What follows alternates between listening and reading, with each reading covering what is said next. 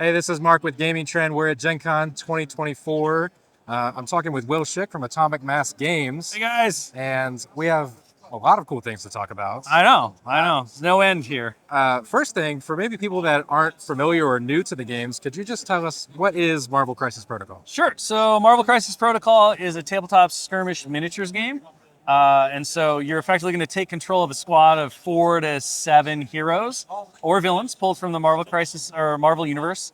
And then you're going to battle it out against another opponent across an interactive tabletop. So all the terrain is destroyable. You can pick it up. You can throw it at each other. Throw cars and throw buildings. cars and buildings, like Hulk smash, all the good stuff. And you play across a dynamically generated mission. So it's not just about beating each other up, it's about beating each other up for a purpose. And that purpose is defined by the players. Effectively, both players contribute one half to the mission. And that means that every game is kind of slightly different, right? And so you're making choices based on what your mission cards are versus what your opponent has drawn, setting up interact and secures. So you want to grab something and hold on to it. You also want to lock down certain spots. And it uses a unique power system that basically means, like, as we see in the comics and the media, right? Every character doesn't start off with their biggest, best attack. They got to build up to it. Yeah. So just like classic fighting games or anything like that, as characters take damage and deal damage, they'll build up this resource called power, and then they're able to spend that on big super attacks or their different superpowers and things like that. So it's a really fun, super powered kind of Marvel hero experience. And there's a lot of different game modes to it too. So the core one is like 1v1. There's also like 2v1 in like a boss raid mode where somebody plays like an ultra powerful Thanos or a Magneto, and then 2 people have to team up with their squads to try to bring them down. Very cool. All that kind of stuff. Yeah, so you got to kind of get into the fray and take Yeah. some hits, and then you can Oh, start yeah. throwing out your power moves. Yep. Awesome. So I know recently we saw a new core set for Marvel Crisis Protocol. What went into deciding, or how did you decide that it's time to kind of do a second edition? So one of the things, like when we launched in 2019, we had the opportunity to kind of do this core set, launch it, see how the community responded to the game. And then over the next couple of years, not only did we begin to really understand like how the game had evolved and what players were looking for, it's our goal always to make the best core set possible, right? Like one of the things that we really pride ourselves on at AMG is that if you pick up one of our core sets, you have a complete game experience. Play the game, right? You can play the game immediately, and we really want that idea that when you have those core set miniatures, right, those characters, you're going to feel confident going into the game store, going into an event, and playing. That doesn't mean that you're just going to win, right? We're not giving you the power list or anything, because player skill goes hugely into that. Of course. But we want to make sure that you're not like, oh, I got a bunch of characters I'll never use, right? Like, what are these guys in here for? I want to switch these out. Right. So the chance to do a refresh came about because the game was launched in English only. And as we moved forward, our goal was to move the game into a multilingual experience so that more regions could have it localized in their languages and stuff across the globe. That meant that we had to kind of do a core redesign on the cards and stuff to allow that to work. And so that also gave us this like excuse, right, to go back in and say, well, let's reimagine the game with 3 years of experience and knowledge of everything. Yeah. Graphic design, art, all this stuff. So we really wanted to level up the game.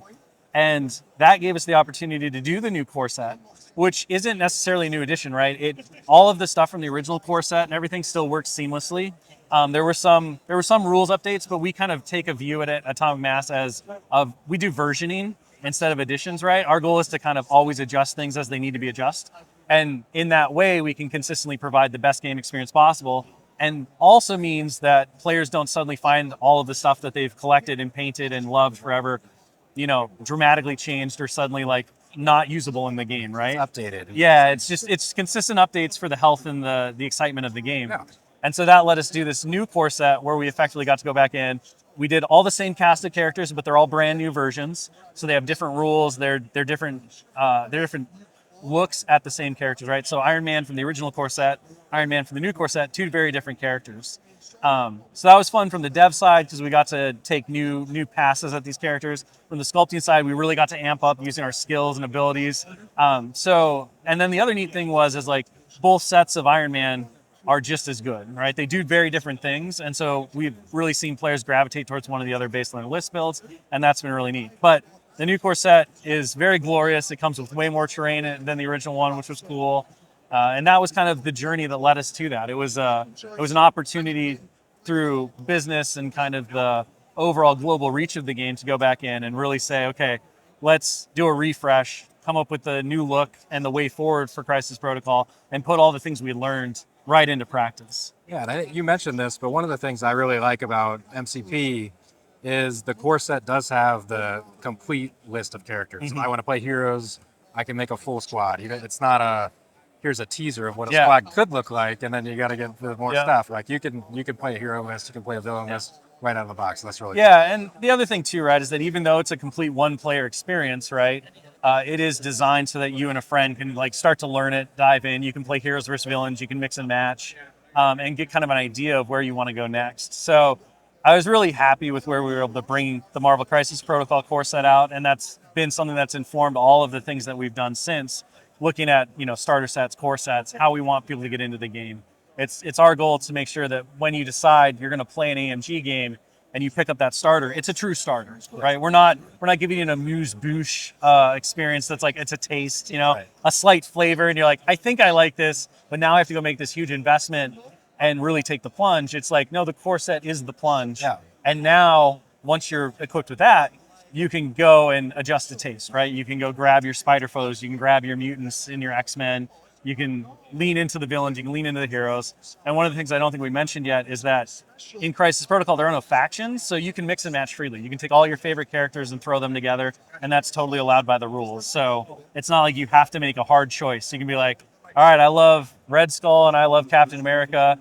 Captain America got mind controlled by Red Skull, or Red Skull's trying to make up and now he's joined the Avengers. You can do all these different like weird what if situations as a player. Yeah, I was just going to mention that Marvel really supports that kind of play, especially with the what if cartoon series. You can really play that out and create your own scenarios and then see that on the table.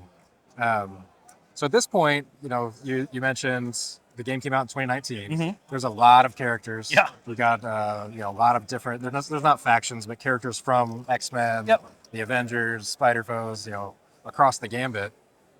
How do you decide? Are we filling a gap that's missing, and we'll bring this character in, or I have a mechanic idea that I think will be fun, and then how do I apply that to a character?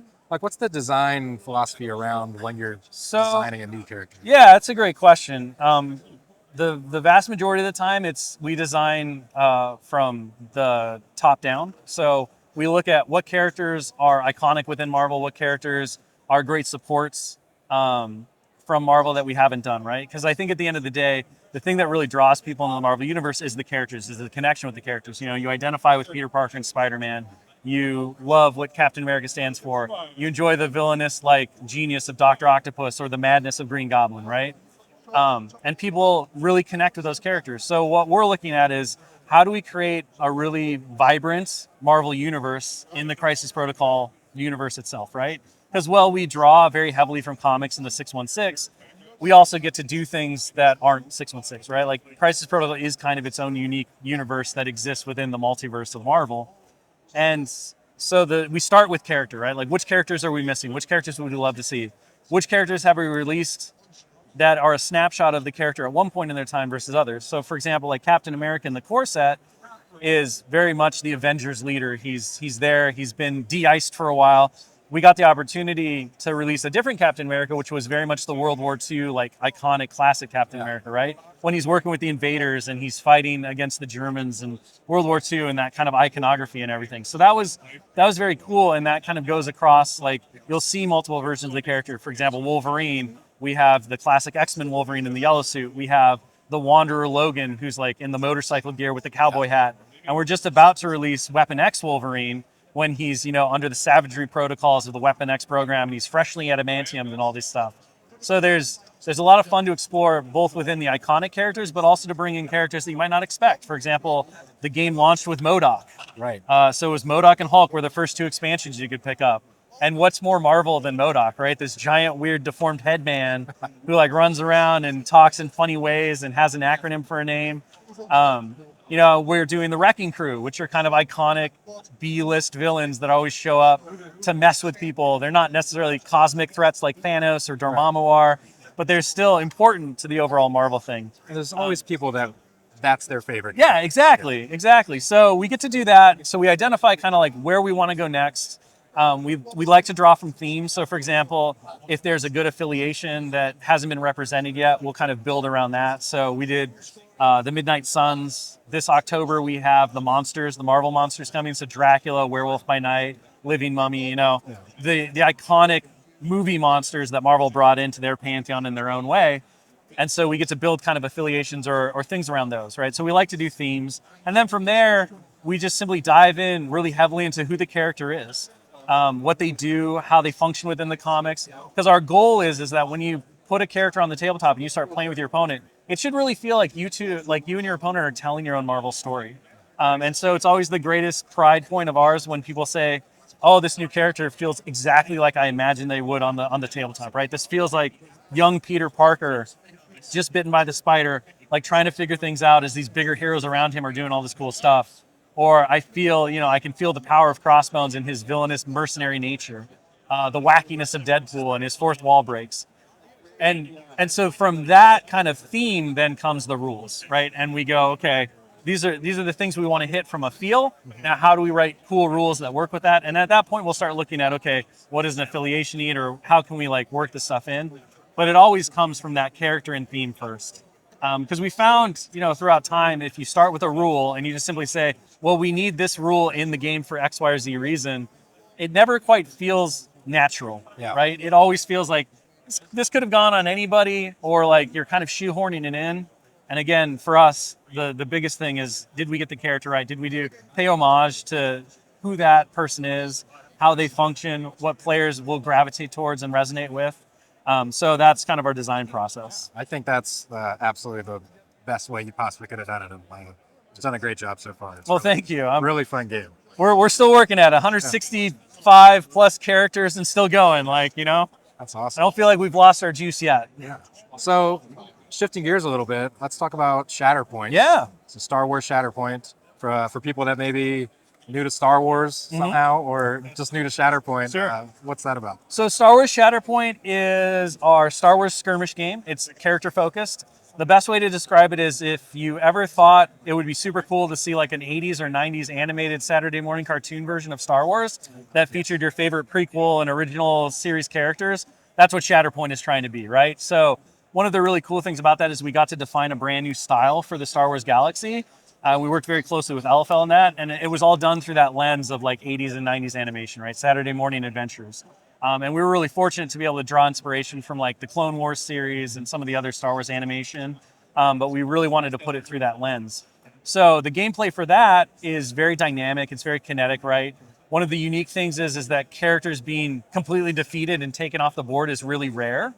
And that's because in the cartoons, right, you get knocked down, but they always kind of come back up. You keep it PG. Yeah, you know that even if somebody looks like they're out for good, they'll probably be back in a couple of episodes, like ready for revenge or ready to, take the fight back to the enemy, that kind of stuff.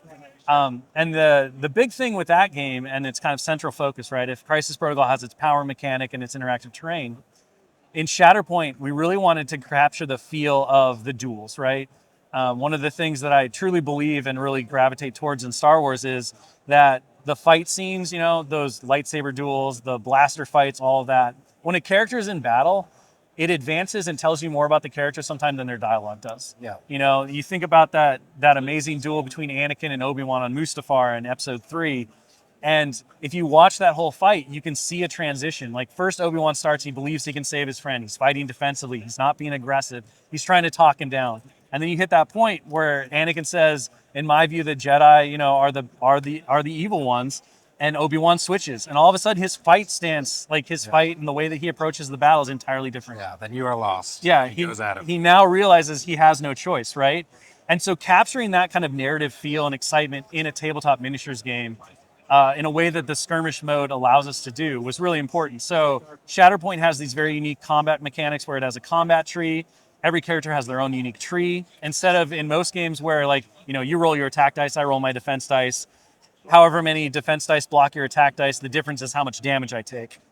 In Shatterpoint, instead of just being flat damage, instead those are steps on your combat tree. And combat trees can do a lot of different things. So for example, like when Obi-Wan's in his defensive form, he might heal himself or his allies. He might shove you around and push you off points, but he's not necessarily doing a lot of damage.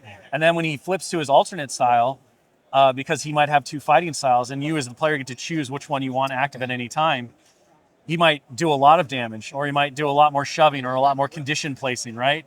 And so you get these very unique kind of narratives as characters are getting shoved around the board, and so they're parrying and riposting and coming back and forth, and it's a very movement-based game. And so in that way, right, it really captures the dramatic and dynamic duels that we envision when we see Star Wars, or at least that's the goal.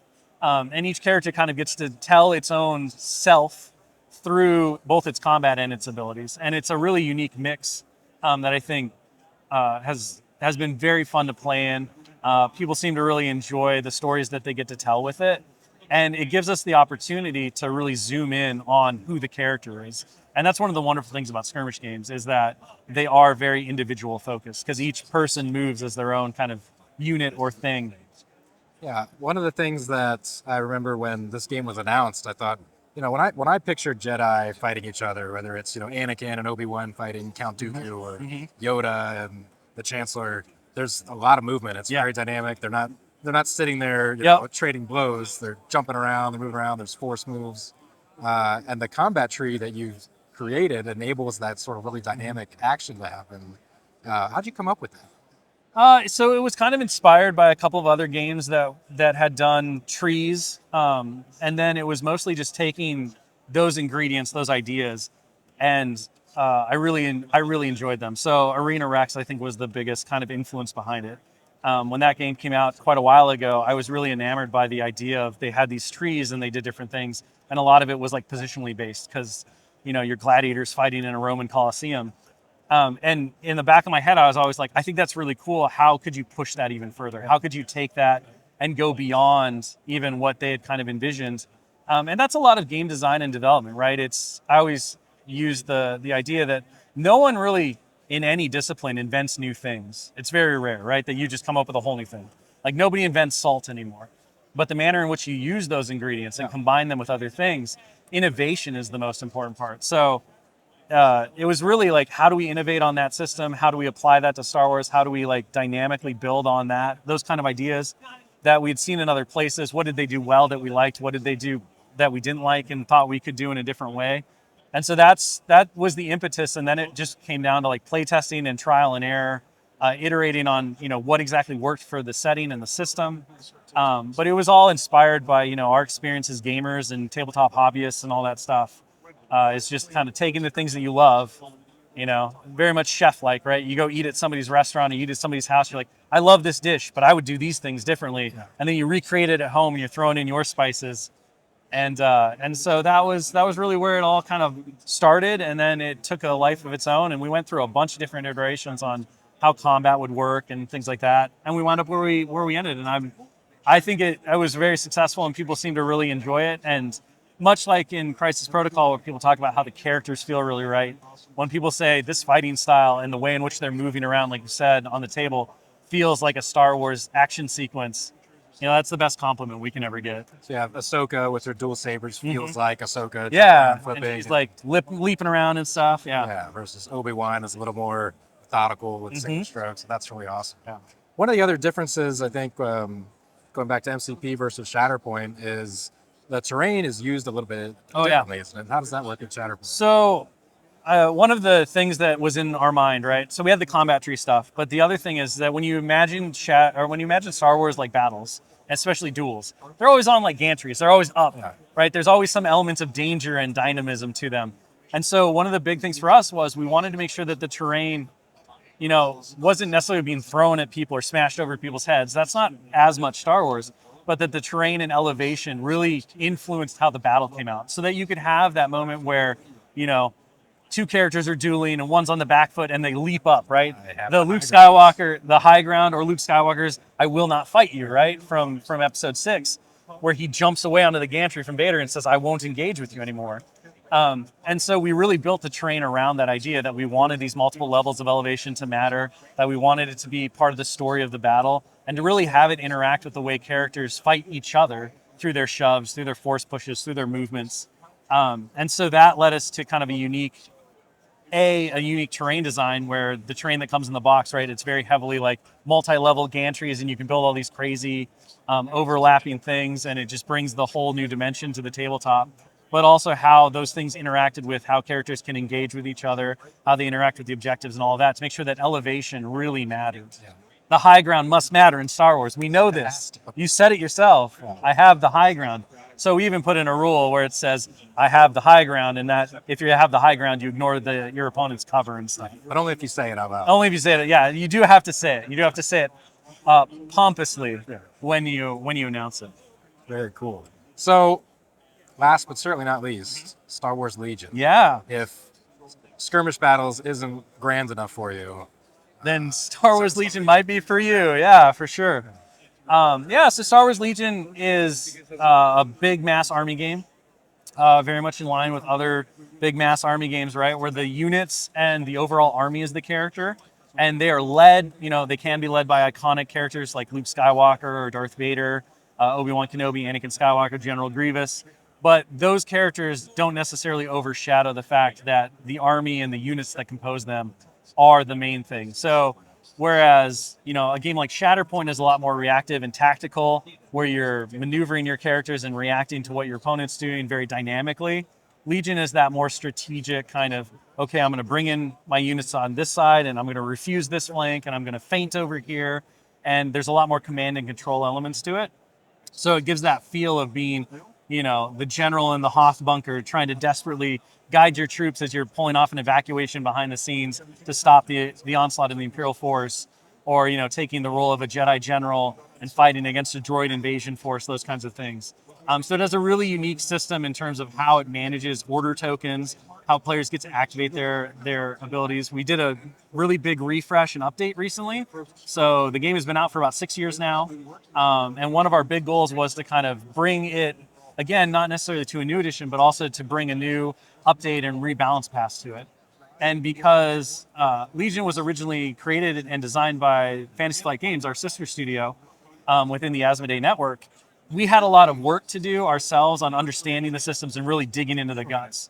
So what that kind of led to was, instead of like slow iteration, we finally reached a point a couple weeks ago when we were able to just drop this really big balance and update pass where we adjusted how the mission system works. We did a rebalance on a lot of the original units to bring them into a more modern design space that the newer units had, bring them back to viability and all this stuff, and really reinvigorate the excitement and enjoyment the players have been having with the game. And so it's been really cool to see a lot of people who have kind of lapsed come back and say, oh, I saw the updates, I'm really excited to bring out my stuff again. See the existing community really gravitate towards it and enjoy a lot of what we've done. So it's a really great time to jump into Legion at this point, because it's kind of a new game for everyone at this stage, and there's a lot more cool stuff that's going to be built off of that coming in the next year. very cool. So small scale, Shatterpoint, large scale, Yep. Legion. If Star Wars is your thing, Atomic Mass. Exactly. We got the Star Wars here for sure. Very cool.